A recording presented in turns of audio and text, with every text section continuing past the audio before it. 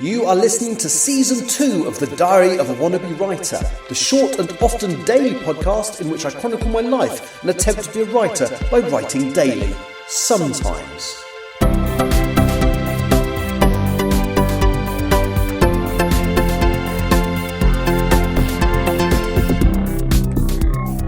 Hello, today is Saturday the 15th of November 2025 and you're listening to The Diary of a Wannabe Writer.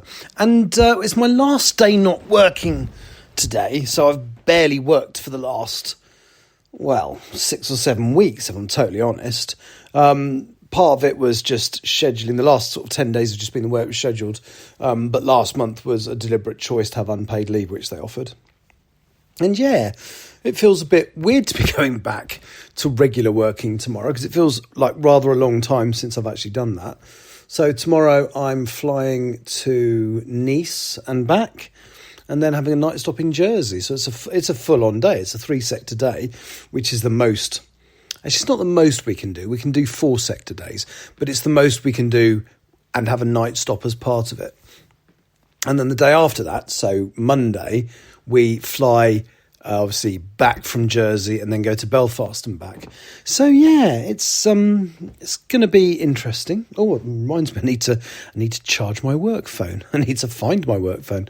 I need to maybe do some packing and get ready for the trip rather than doing that first thing tomorrow morning. So I'll do that in a moment.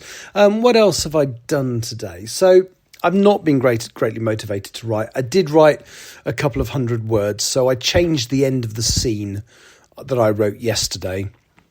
Well, not so much changed it, but improved it. Sort of changed a couple of words at the end and then just continued a little bit. But now the thing is I've got to sit down and write a list of the things I need to achieve leading up to the end of Self-Portrait. Like I've said a few times before, the last couple of chapters are going to be easy because I don't know them line for line, but I know them beat for beat. And what's got to happen, the big revelation and all that kind of stuff. But I need to do a bit of work beforehand. I need to now sit down and think about where it's all going to go. So there's one plot line that I thought was going to be just for this book, but it's unless I can think of a way to resolve it in this book, it's going to have to carry over to the next book. And if I'm going to have to carry it over to the next book, then it needs to be more significant than currently it is in my mind.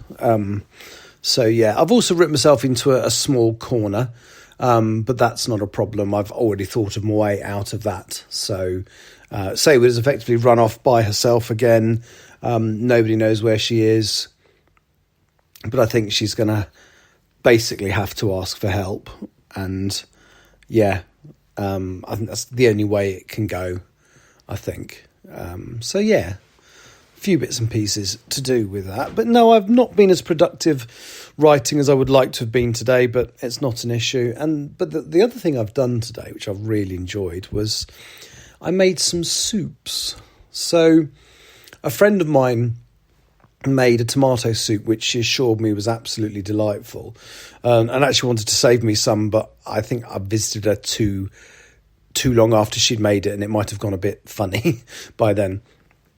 But she sent me the recipe, and it was basically a tomato soup. So I had like 12 tomatoes chopped up in it. Then the recipe also included some sweet tinned cherry tomatoes, onions, garlic, carrot, bit of honey, some thyme.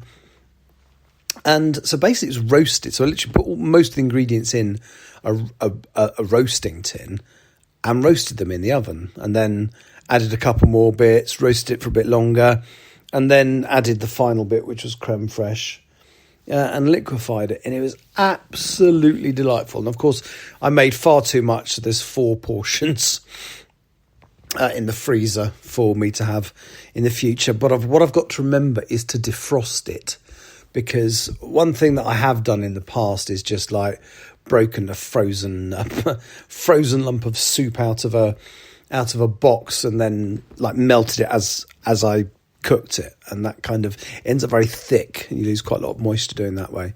But then the other one I made today, I bought all the ingredients day before. But the other one I made today was I decided to make myself a really nice leek and potato soup. And again, I got a really good recipe online. And I kind of did them simultaneously because one was done in a pot and one was done in the oven. And the only thing that they both needed at one point was liquefying. So I managed to do two things simultaneously, which isn't really allowed for a man. But, I did it anyway. Don't tell. We can actually multitask. Don't tell. It's a secret.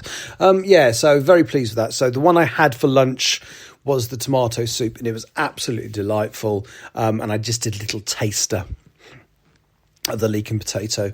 And it's got me thinking, what other ones would I like to make? And I once made a curry for a friend of mine who was going vegetarian. It was lentil, butternut squash, and sweet potato mainly, with a bit of chilli.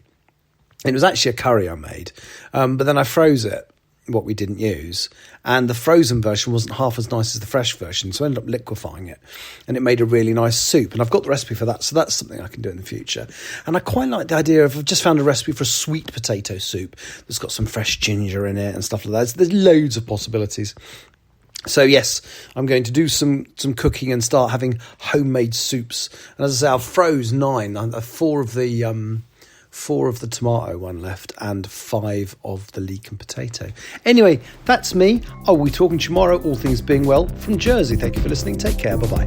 You have been listening to The Diary of a Wannabe Writer. For more information about what I'm writing, go to linktr.ee/Richard Writes, capital R, capital W, where you can find details of my website and social media. I may see you there.